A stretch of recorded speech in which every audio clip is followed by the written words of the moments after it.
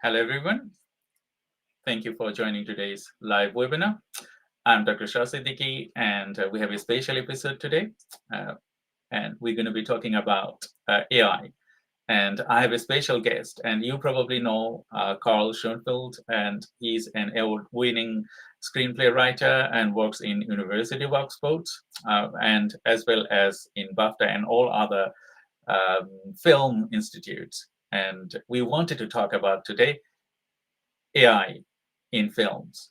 And he's in Cannes, so it's a pleasure to invite him as a guest and talk about actually from Cannes. So just give me a second. I will just add him to the stage and we start from there. So hello, Carl. How are you today? Very well. I managed to get into a really interesting event. There's an AI summit here at the Cannes Film Festival, which is quite exclusive. So you can, there's tens of thousands of filmmakers from all over the world here, and right next to me you can actually hear in the background people pitching to investors, their AI companies.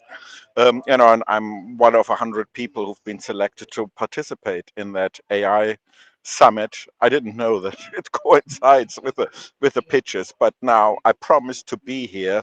So and as you can see, it's not a bad place to be. So I'm very glad that we could arrange it, and I can maybe tell you a little bit about what's happening here. It is gonna be great to discuss about the settings first. As you know, we are broadcasting it to social medias, and people wanted to know about you. So if you could give set the scenario first, like tell a bit more about you, why you are in Cannes, and actually how this program will contribute to the viewers greatly. Well, the reason why I'm in Cannes is, on the one hand, I'm leading, facilitating a group of Irish filmmakers and producers who come to Cannes for the first time, and Screen Ireland asked me to sort of help them to prepare properly. Those people, they're good storytellers, they're good networkers, so I'm working with them just to make sure when they arrive here and go to films and have meetings with other filmmakers and producers, that they're a bit better prepared, because that's what everybody appreciates. It's expensive to be here, so when people have meetings, they appreciate if people are well prepared. And I've been coming to Cannes for on and off for 30 years, so I can help them. And first time I was here is probably 30 years ago. The film industry is a lot more accessible here. 30 years ago, I was able to speak to the director, Wim Wenders, for half an hour, um, on this very beach, actually. So um, you always find people who are usually hard to connect to because they're very busy, it's very competitive, who can be quite available here. So that's why we're here. And as we're talking about artificial intelligence, that's just sort of plowing through the film and television industry, and changing everything. So that's why I think it's very good to come here and understand how do different people deal with that. How do people work with AI successfully? What does it mean legally? What does it mean for film as a culture? What does it mean for film as a business, and so on? So that's what we've been talking about over the last few days, quite a lot. So and here's really the place to be, because this is a world's premiere festival and people come from over the world to talk about the projects they want to make and celebrate great films. I totally agree with you, Carl, because I would say, starting was the film school that you taught. And from there, like last 25 years, the film and all other things has shifted huge, huge. Yesterday, I was in the city and someone was talking about, the film, The Tariff with USA, and you have to pay a highest tariff on film industry. And they are talking about, okay, how you could manage this, because the film industry dynamics is not very easy. It's difficult because you got actor from some countries, actress from some countries, crew member Mm. from some countries, and the set and all other things is multidimensional. So when you produce a film that hasn't got a geographical boundaries, so you can utilize AI on that to solve some problems, but you know you understand things with AI, how you can do, and still it's growing and developing. So we're going to be jump into more on AI talk. But before that, can you share a settings like why you are very much interested now to talk about AI and how it will evolve in the future?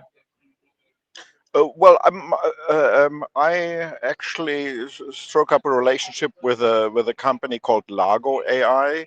Mhm. Ooh, that was even before the pandemic. So um, 6 years ago, and I've been working for them on and off as a um, a consultant, and they've actually been doing a great presentation here. There's one of the biggest events here is the Largo AI AI enhanced pitches. So I'm sort of working with them, and Sami, their CEO, was actually giving a keynote here earlier. When we started, 1% of people were working with AI. Now, when he asked the whole audience, everybody is working with AI now in some shape or form, including generative AI. So you see that this has quite an impact. And I think the problem that we have at the moment is that a lot of the AI happens under the radar. Some of you may have heard about it. The Brutalist was a film that was very much competing for the in the Oscars, and it had some negative publicity about using AI to enhance the Hungarian accent of the lead actor Adrian Brody. And I mean, the talk was that some voters wanted to resist AI, wanted to resist that, and that many people believe Mhm. has damaged the film's chances to get an Oscar. Mhm. So that is one of many stories why people are very careful about talking about their use of AI. Certainly, there are companies like Netflix and Amazon who say, "Oh, we don't want any AI in any of this because of that." So a lot of AI use happens under the radar. Mhm. So when people don't talk about it publicly, but when you talk to people here one to one, people are more forthcoming. I'm supporting also here all sorts of events that bring more transparency to it, because I think doing everything under the radar is damaging for the sort of whole culture of the industry. So to talk more about what should we do, why should we do it, what are the ethics of it, what is good practice, and so on, will be much better for us as an industry. But yeah, I mean, as you see, there are dark forces against it. So, and I think it's important that I'm sort of part of that discussion and can share that with you here as well, because some of you will look into AI, maybe to help you with a beat sheet, maybe to help you with an outline, and so on. And that's what a lot of screenwriters do. Even I've seen even now some great work. I mean, it's been I was always a bit um, careful. I wasn't easily convinced of generative AI trailers or proof of concepts, But I'd encourage anybody to look out for the work of Tiffany Lee Joseph, who's done really great work with a purpose and something that wouldn't be done if it wasn't for generative AI. So you see people punching through, and that's what I'm really interested in AI. That it can enable people, new voices, who so far wouldn't be able to make a film, to sort of to show their film here, to tell their story, that with the help of AI, maybe just as an educational tool, in the first instance, the safest way as an education tool to test things, to learn things, to then write scripts and make films that look good enough for people to watch it on the big screen and so on. And so if AI can be used to assist those underrepresented voices, to punch through and get attention and do a proper film that's exciting and moving and funny, then we're using the technology very much for good. That's a great conversation, and thank you, Carl, to arrange this live with our audience, because there are going to be some lives from Cannes Film Festivals, so on. But it is a great pleasure to organize these lives with you and bring Cannes to our audience. So my next question to you would be, as an AI specialist myself, we work with data, we work with generative AI and a lot of other things. We also utilize AI to create stories, little bit shorts and a lot of other things. It's been very good because when you don't have funding, one thing, and manpower, another thing, and you wanted to produce creative things, I think, as you discussed earlier, it can give a base for innovative filmmakers to work through it. And maybe we use storyboards. Okay, so when you can Mm. have a storyboard created with AI, that will help the filmmaker or the director or producer to understand, okay, how depth the film is, how it can be shot in a way to produce a good quality films. So in relation with generative AI, and as well as the barrier now, uh, what do you think it would be the best practice? Because you don't want it to AI to capture our industry, rather than okay, letting all the actors and actresses take away their acting bit. What do you think it will play in the future, generative Uh, AI and engaging people together? yeah, I think it will be a long time for AI to deliver any convincing performances. And I've been part of discussions here. There's so many intricacies to the human face. And that's how we recognize each other and evaluate each other, is very much by the face and by the eyes. Sort of like dogs do it by smell, we do it by looking at somebody's face. So that's why faces are so important in our culture and all the communication. Just to give you a few examples, there's just sort of little muscle movements just as I speak, and how whatever my scruffy beard moves and so on. The transparency of the skin, because there's some opacity of the skin, that really shows a little bit the layers underneath. All that stuff is so complex that we are a while away Mhm.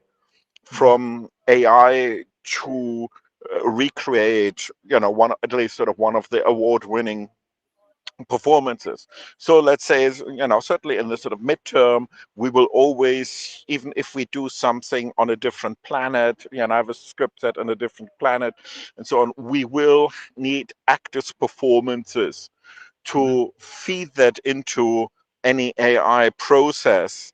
And then some of you may have seen, that kind of movement, that kind of performance is then captured, being fed into a computer. You've seen maybe, that's sort of from Lord of the Rings onwards, you can look at videos how actors wear face masks with different sort of little white balls and even a bodysuit that captures an actor's performances. And I think we'll be doing that kind of stuff for a while, because that will sort of bring the heart of the performance digitized into the computer, and then we can add other visuals and so on to that. And I think even more important is that, sort of related to the performance, is the intention.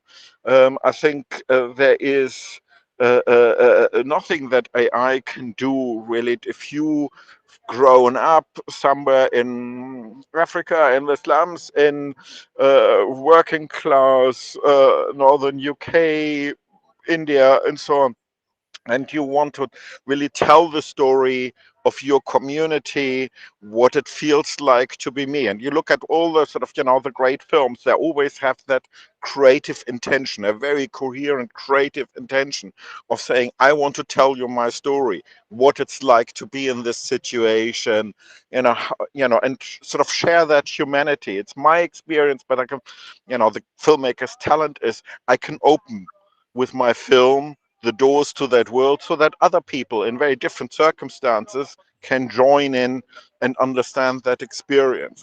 And that's not something that AI can ever do. I think it can, at various stages, it can do a lot to help people in that position, to maybe share their story in a way that other audience can get it and want to embrace it. But that intention, why we tell stories, that's something that is uniquely human. You can see it almost defines us as human. The great acting teacher, Russian acting teacher Konstantin Sergeyevich Stanislavski, who worked a lot also in Hollywood and influenced a lot of Hollywood actors, he said something that's very important when we look at this. Are you in love with the art in yourself, or of yourself in the art? Are you in love with the art in yourself, or yourself in the art? And I think that really shows us, if you have that love of the art in yourself, then you can do something heartfelt with all the tools. If it's just about you having an interesting job, an interesting role, lots of people, just being here, then AI will distract you, and it will be a tyranny of choice, and it will be quite a torturous process for you to make anything. So it's really about loving the art of cinema in yourself. That's a great explanation, Carl, and I'm very fascinated to see the background as well, because you are from Cannes and you're talking about, and I can see the people movements and all of the things behind the screen. That's a great scene. Uh, if we talk about more into like, okay, how you add value. We talk about the screenwritings and talk Mm. about training the future screenwriters. How you'd put value the innovative screenwriters. They wanted to work on AI and get it steered to the next levels. Mm. Then you really need to, and that sort of picks up from my last answer. You need to understand really what you want to get across. Sort of what we call in our workshops and in the coaching, we call it the premise. What is maybe a question or an observation about life that you want to share? I mean, one of the famous premises: can men and women be just friends? Can it be, without romance, without sexuality? Can we just sort of really be friends? Like in Harry Met Sally, and there's a lot of other films. Wall-E, has got that premise, or Black Mirror about explores the relationship between us humans and technology, which is very much our subject here. So to have a premise of what you want to express, and I think that the basic two the legs you stand on, is about you having that premise very clear, what it is, but you also have got that love of the art. You look at a lot of films. You don't look at every film. Maybe you've got a particular genre. Maybe you've got two or three directors you follow.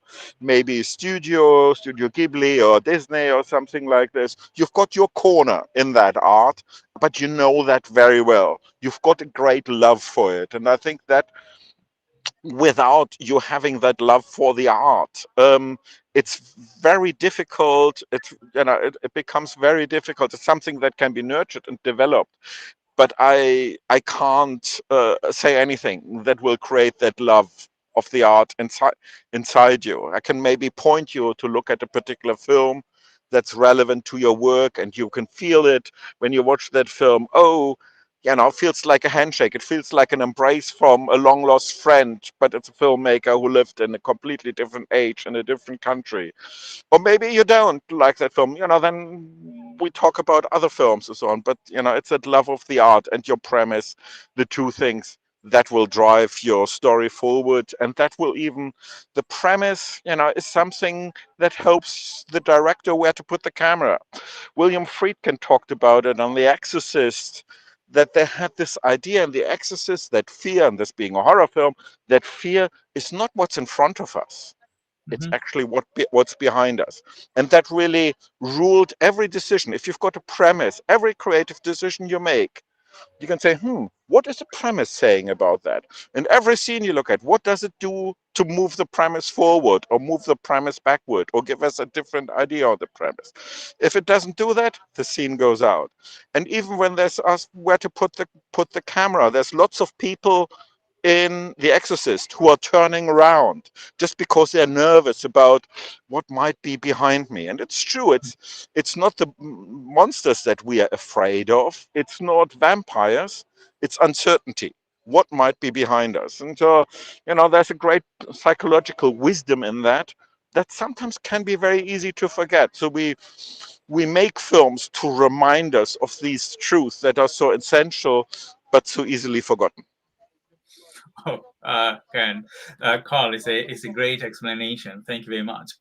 And to all the audience, thank you very much for joining today's live broadcasting from Cannes Film Festival. I'm Dr. Shah Siddiqui, and I have Karen Schoenfeld, and we're going to be talking about AI and filmmaking. So we have more questions. And if you wanted to ask us any question, we have limited time today. So uh, let's see how time goes and how much time Carl can contribute today. But we will continue this conversation until we end this program. So my next question to you, Carl. Yes, we talk about generative AI, we talk about our emotion, we talk about filmmaking all together in the readiness stage, as you mentioned earlier, that Amazon and all other big film producer, they are not prioritizing AI to be part of their workflow. So in that region, do you have any suggestion to the indie filmmaker, like okay, how they can steer their growth and how they can actually attract individual producer to get to the next levels? I think it's, the first thing is know your kind of area, whether it's horror or romance or television or so on. Know that area really well because that's what people respect here. If they have take a meeting with you and you've seen their films, and you've seen all the films that influence them and so on, then they see your passion. So that's something that that's something that you start years before the meeting because you don't want to watch whatever 20 hours of movie just before one meeting. So it really needs to come from the love of the art. But you don't have to come straight here. There are lots of little film festivals. There are film commissions all over the world. I mean, I don't know if you can see all the tents sort of here in the background that go alongside the beach. They're all different countries. There's India, there's Korea, there's of course Ireland, Britain, US has got a big pavilion and so on. Um, All countries have got a film funding organization. They've got lots of regions have little film commissions and so on. This networking, I used to run a networking organization in Oxford for a while and join these things. Go to little film festivals just so that you start being in a queue or being in a bar with some filmmakers, and you can talk to them about what you liked about their film or didn't like it or so, and have a conversation. So you work your way up sort of through the little film festivals. And I'm saying, always do a bit of face to face. There's a lot of, you can engage with filmmakers on social media. I mean, of course, the people who I hear in competition, they won't necessarily respond to you and so on. They've got, thousands or millions of followers. But, if you watch a film in a little film festival, short films and so on, if you write that filmmaker a little note through their website or through their social media, and are very complimentary about what they do, that's also, you can also develop um, um, relationships to filmmakers through this social media. I've seen that happening even with students of mine who talk to great producers, and got then internships, or got a script read by them and got an opinion, and so on.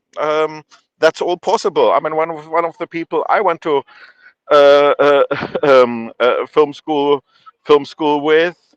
He came to Cannes and got £5,000 to write his script. He was really good at pitching. So these things happen. It doesn't happen all the time, but it can happen. Hmm. I totally agree with you, because you have to have a vision, as you said earlier, Mm, to in an extent how what you wanted to do and how you wanted mm, to reach there is a normal thing. When you have a vision and when you have a script and you want that script to go to the next levels. I have mm, seen that in recent days. Yesterday there was a mm, documentary talking about on BBC, as I'm mm, a great BBC watcher, and talking about the film of the tornado. Okay, and it was like very famous. The person risked his life to get filmed in the tornado, and he captured everyone's eyes. Like, okay, someone is producing a thing from the tornado to get it to the public. So YouTube and social media are very key levels nowadays. So, do you have any suggestion to the indie filmmaker? If they wanted to their film to be seen by directors or producers or industry, will they use social media to maybe build a synopsis, something like that, and then go to the next levels? What would be the best practice nowadays? well, it always depend. It's always depend, because different parts of the industry. That's why I'm saying, it's something you need to learn about different parts of the industries. And also different individuals within a company have got different preferences. Some people, are more LinkedIn or Instagram and so on. So that's some other, some are still on Facebook and so on. So that's that's all quite different. I mean, I suppose you need, in your approach, you need to show your imagination. I mean, if you can do a blog or website around your film, and that's certainly, if you attract a lot of attention to that film, then that's certainly something that film festivals like. So if you then approach a festival and you've already got a lot of followers, a lot of people interacting with your story in a sort of social media kind of way, festivals like that, and then you quickly rise to the top. You've got much more an advantage as compared to somebody who just has a film and that's all. So and that's again where you need to do your research. Look at what other filmmakers have done in order to get social media attraction around their work, around their past work, around their approach as a filmmaker. Impact is very important here. There's lots of events around impact, sort of, to think about, what do our films do to society, representation, sustainability, diversity, and so on. So, if you can find an imaginative way to talk about that, that all sort of lifts you up, and it also lifts up your film, that people will be interested to see, oh, that's an interesting voice in a blog or on social media, in a podcast. Where does it come from? That's a great explanation, Carl. We are nearly 30 minutes. As we said, we're going to be limiting Mhm. this discussion. Do you have a little bit more time to maybe answer one or two Yeah, questions, yeah. or One or two do you want? questions. One of the things that I'm a bit worried about, because I can't see it, is the level of my battery. Because I've got no, because I can't actually see the screen here because of the glare.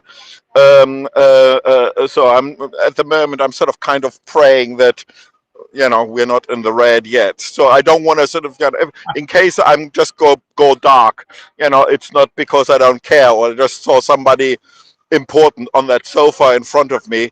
It will be because technology has its limitations.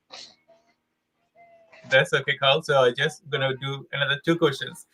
Another questions related to AI.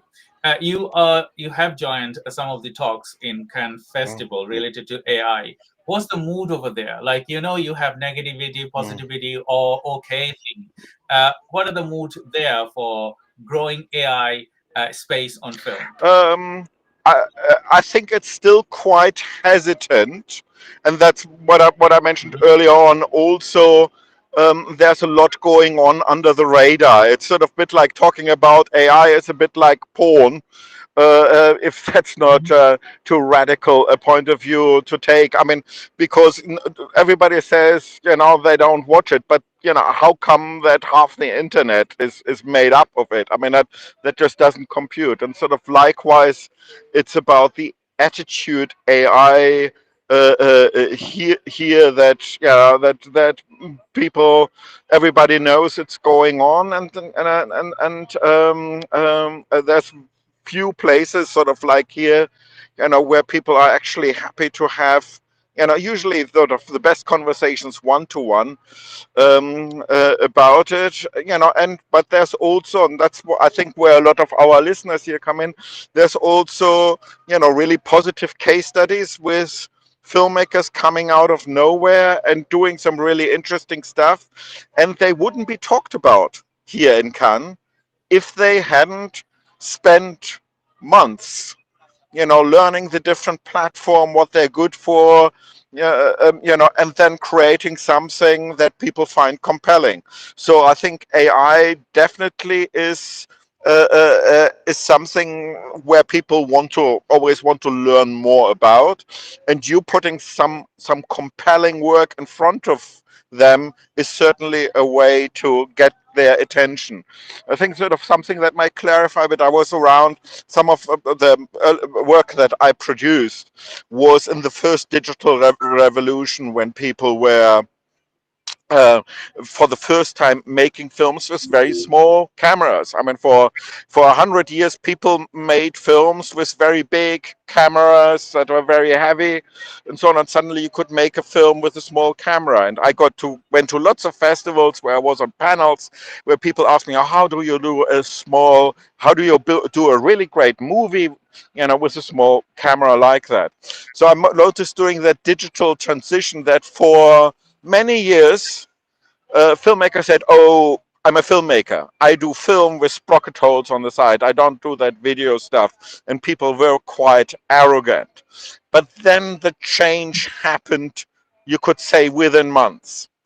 During the Mhm. film era, there's lots of big factory halls outside London where all the film that's being shot in the UK was being processed. So big factories, and within months, those factory halls were empty. And now you have to go to a little industrial estate in Park Royal in order to get any film processed, because it's only for art house filmmakers and maybe some special adverts and so on that use film. So what I'm saying is, when that change comes, that gonna happen very, very quickly. So that's why I say, so at the moment, be prepared, learn about the things, maybe use it to position yourself with that. Uh, um, but if people are hesitant, that's just what the industry is like. If they change, everybody will turn around at once. Thank you, Carl. The last questions is about preparation for the next year. So, what would you suggest to the innovative AI filmmakers to think about next year if they wanted to join Cannes? What is your suggestion on that, and how they could involve with you to prepare for next year? Well, certainly you want, you want to be prepared. There's sort of lots of websites and blogs that explain a little bit, about that. If you're targeting particular meetings, if you're, be clear about your goals, see who's sort of working here in that area. And then I also do, I do workshops, 100 pages in 10 weeks, which helps you to just make your script a bit clearer, more compelling. We do coaching, we do script development, where we can work much more individually to fine tune what is the intention and how far do you have a project or several projects, that really clarify how you back up that intention and how do you make that work. Start early. That's why, start early. What kind of producers, film festivals, organizations, companies you want to target, and start early. Build up that relationship. I mean, starting soon, actually, so that you find these people, you interact on social media, so that when you have got that social media relationship, let's say next April, and they see you're doing a lot of work to promote them, and then you message them directly or through their office and say, hey, I'm going to go to Cannes. I know you always go. Would you kindly have some advice? Maybe a short phone call before. That's always good. Rather than say, buy my project, read my script, just make the commitment small. Just have a little hook. Just give me a little bit of advice, because everybody who is around here knows we're only here because some people gave us a leg up. So, that's why somebody has helped us. So we know sometimes we need to pay back a little. So hopefully, by you having a very well structured approach, very targeted, because what you work on is relevant also to them, they might take the time, give you 20 minutes of advice. Maybe they're also, if they like what they hear, maybe they even read your script and so on, and invite you to their party and so on. That's how I got to my first parties. Thank you, Carl, and thank you, everyone. And there is an announcement today as well, because Carl gonna be joining me with Alex Dikofa on Saturday, 10:30. So we're gonna be talking more about film and indie film, and continue this conversation to the next level. So, Carl, it is a pleasure, and thank you for joining today's live broadcasting. And I will welcome you on Saturday, 10:30. So please set the time on your timer. Saturday, 10:30. We're going to be talking with Carl and Alex Dikofa. Those you don't know about Alex Dikofa, you can go to imdb.com and you can find details about him and his films and all other things. So we just wanted to end the program and live today before Carl's battery run out, and I don't want it to keep you anymore. Do you have any last minute observation Yeah, or if you want to work with thing to us, share? of course, go to our website, online-screenwriting-academy.com. There's my email there, and there's a sort of Calendly. Of course, the next couple of weeks, it's not easy for me to meet with everyone, but there are lots of dates later. I look forward to hear about your story and how we can make that work. How can we bring that a bit closer to be turned into a film or television series? Thank you, Cole. Thank you, everyone, for joining today's live broadcast. And I will talk to you with Cole and Alex Mm. Digufa on Saturday, Mm. 10:30. Until then, stay tuned, be blessed. Bye-bye. And Cole, enjoy your time on Cannes. Oh, And hopefully I will join you next year. And yeah. bye-bye. Thank you for joining us.